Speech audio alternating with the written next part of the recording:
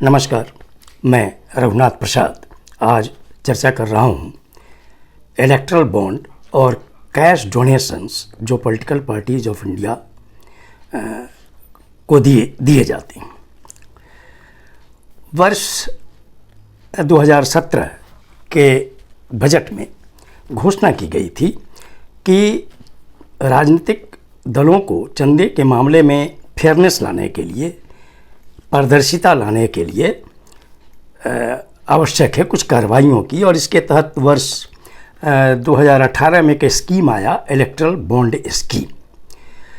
और ये जो आया तो आने के साथ ही इसकी आलोचना होने लगी थी। अभी जैसी कि जानकारी है कि ऑनरेबल सुप्रीम कोर्ट इस पर सुनवाई करने को संभवतः राजी हो गया है। इलेक्टरल बॉन्ड है क्या? यह एक इंस्ट्रूमेंट है जो हर साल 1 अप्रैल से 10 अप्रैल के लिए खोला जाता है, जिसमें बॉन्ड परचेज होता है स्टेट बैंक ऑफ इंडिया के चुनिंदा ब्रांच शाखाओं से, और उसका उपयोग जो डोनर हैं जिसका नाम गुप्त रखा जाता है वो डिफरेंट पॉलिटिकल पार्टीज को देते हैं। इसका डिनोमिनेशन होता है 1000, 10,000, 1 लाख, 10 लाख और 1 करोड़। और इसमें ऐसा पाया गया है कि हाँ, इसमें यह प्रावधान है कि जो बॉन्ड दिया जाता है पॉलिटिकल पार्टीज को, पॉलिटिकल पार्टीज उन्हें 15 दिनों के अंदर कैश में परिणत कर सकते हैं, इनकैश कर सकते हैं और अपने पार्टी फंड में लाकर उसका उपयोग कर सकते हैं। इस वर्ष अगस्त में सरकार की ओर से राज्यसभा में जो एक फिगर दिए गए हैं उसके अनुसार 2018 में 1056.73 करोड़ का बॉन्ड, इलेक्टरल बॉन्ड निर्गत हुआ है। 2019 जो लोकसभा इलेक्शन का ईयर है उसमें 5071.99 करोड़ का इलेक्टरल बॉन्ड परचेज हुआ। 2020 में 363.96 करोड़, 2021 में 1502.29 करोड़ और 2022 में 1213.26 करोड़। ये टोटल होता है 9208.23 करोड़। इसमें से कैश कराया गया जो समय पर निर्धारित है 9187.55 करोड़, शेष बच गया 20.68 करोड़। इस की आलोचना होने के पीछे कई कारण हैं, जिसमें सबसे बड़ा कारण यह है कि चूंकि electoral bond state bank of India से ऑपरेट होते हैं तो निश्चित तौर पर स्टेट बैंक ऑफ इंडिया को तो जानकारी रहती है कि किनके द्वारा इलेक्टरल बॉन्ड परचेज किए गए, और क्रिटिसिज्म का यह भी कारण है कि उन्हें यह भी पता लगता होगा कि ये कहाँ जा रहा है। तो निश्चित तौर पर सरकार को यह पता लगना स्वाभाविक है, और जो डोनर्स हैं अगर इनका नाम गुप्त नहीं रखा जाए, माने गुप्त रहना इसलिए ज़रूरी है कि इन पर कोई विक्टिमाइजेशन की कोई कार्रवाई नहीं हो। खैर जो भी स्थिति है, लेकिन आलोचना का कारण ये है कि चूँकि state bank of India Bharat सरकार का फाइनेंस मिनिस्ट्री के तहत उपक्रम है, और जो आरबीआई के बाद जो भी बैंक है उसमें सबसे बड़ा बैंक है सरकारी बैंक, इसीलिए आलोचना का कारण ये है कि सरकार में जो पार्टी होगी केंद्र में उनको तो ये आवश्यक जानकारी होगी। National campaign for people's right to information के कन्वेनर अंजलि भारद्वाज के अनुसार सेंटर में रूल कर रही पार्टी बीजेपी को अभी जो टोटल बॉन्ड सेल हुए हैं उसकी राशि का 75% गया है।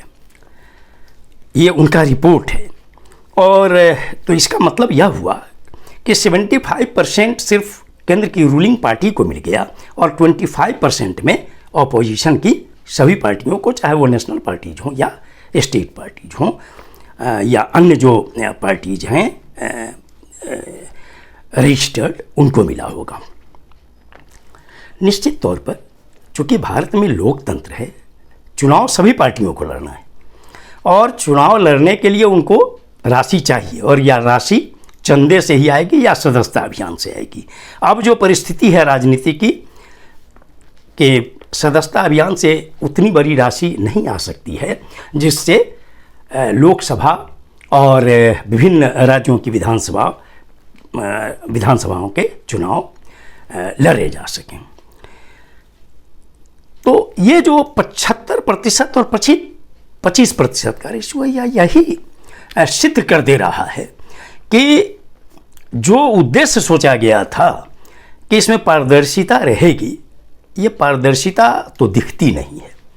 इसलिए नहीं दिखती है कि जब रूलिंग पार्टी को 75% मिल जाएगा इलेक्ट्रल बॉन्ड की राशि और 25% में अन्य सभी पार्टियां होगी देश की, तो निश्चित तौर पर प्रजातंत्र के लिए यह सोचने का बिंदु है। और मैं समझता हूं कि शायद इन्हीं बिंदुओं पर हो सकता है कि ऑनरेबल सुप्रीम कोर्ट ने हियरिंग करने की बात स्वीकार की हो, कहीं पर मैंने पढ़ा है। अब मैं यह भी चर्चा करूं कि मैंने एक जगह सर्च किया तो पाया कि पहले जो कंपनीज के द्वारा डोनेशन दिए जाते थे उसमें एक कैप लगा हुआ था कि जो प्रेसिडिंग 3 ईयर्स है उसमें जो नेट प्रॉफिट है उसके एवरेज का 7.5% से अधिक पॉलिटिकल पार्टीज को धंधे में नहीं दिया जा सकता था, लेकिन इसमें भी अमेंडमेंट हो गया।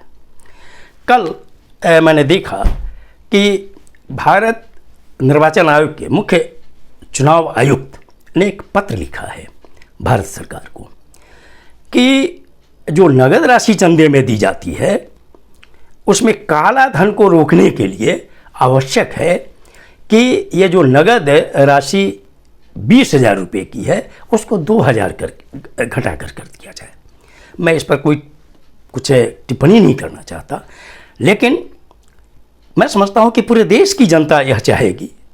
पूरे देश की जनता में जो इलेक्ट्रल बॉन्ड की पारदर्शिता को लेकर जो भावना है उसको देखते हुए भारत निर्वाचन आयोग के द्वारा एक पत्र भारत सरकार को भी जाना चाहिए, यह भी कि जैसे नगद राशि का प्रस्ताव है 20,000 से घटाकर 2,000 करने का, तो यह प्रस्ताव अवश्य होना चाहिए कि आखिर गोपनीयता किस बात की, जब सारे पब्लिक सर्वेंट का सब कुछ पारदर्शी है, सारी सूचनाएं जो कार्यालय में जो राष्ट्र की अखंडता एकता से संबंधित नहीं वो जनता को राइट टू इंफॉर्मेशन एक्ट में दिया जा सकता है, तो फिर इलेक्ट्रल बॉन्ड की सूचना क्यों नहीं दी जाए।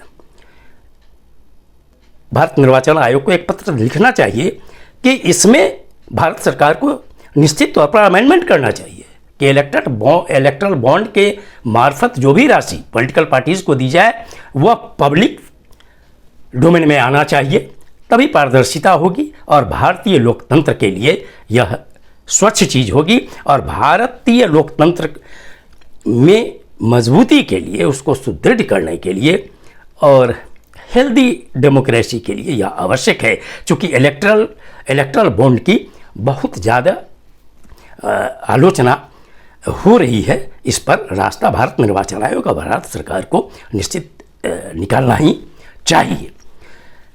ये वीडियो आपको अच्छा लगा हो तो निश्चित तौर पर लाइक करें, शेयर करें। अब तक मेरे चैनल को आपने सब्सक्राइब नहीं किया तो सब्सक्राइब करें, बेल आइकन को अवश्य टच करें ताकि मेरे हर आने वाले वीडियो का नोटिफिकेशन आपको तुरंत मिल जाए। आप सभी लोगों के लिए शुभकामनाएं। धन्यवाद। जय हिंद।